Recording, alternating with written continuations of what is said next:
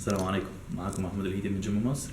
وبرضه لسه مكملين. انا عارف ممكن تكون في ناس زهقت وممكن ناس حابه الموضوع دوت، بس ان شاء الله انا وعدتكم هنحاول نخلص الكتاب ده من الجلده للجلده.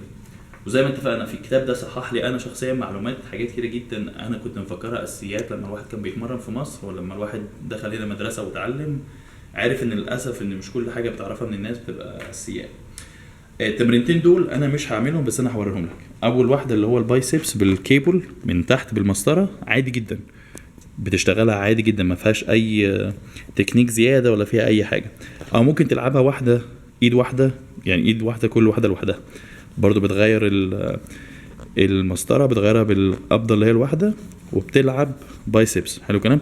او في ناس بتحب تلعب الاتنين مع بعض، اللي هم بيبقوا واقفين على المكنه بتاعت الكروس كيبل وبيلعبوا الاتنين مع بعض. حلو كلام.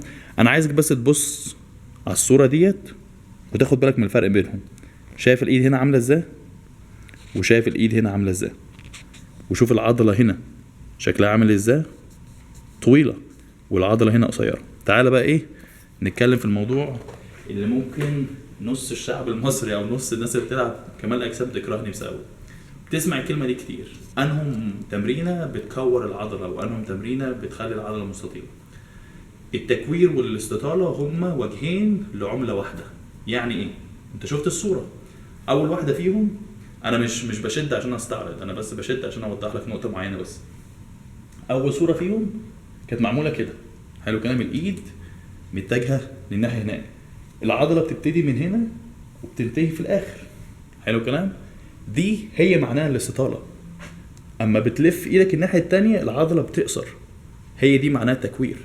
كل واحد فينا يعني كل واحد فينا شكل العضله بتاعته بتختلف لكذا حاجات، واهم عامل منها اللي هو العامل الوراثي. كل واحد شكل عضلته متختلف تماما، بس هو ده معنى ايه الاستطاله وهو معنى التكوير. هما الاثنين حاجه واحده.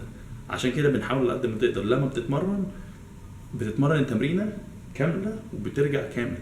هي دي نفسها نفس بتاع هي دي التكوير، هي دي نفسها هي الاستطاله. فالفكره كلها مفيش حاجه اسمها تمرينه بتكور وتمرينه بتعمل استطاله. يا رب تكون الفكره وصلتكم، وان شاء الله مكملين على نفس الاسلوب. يلا السلام عليكم.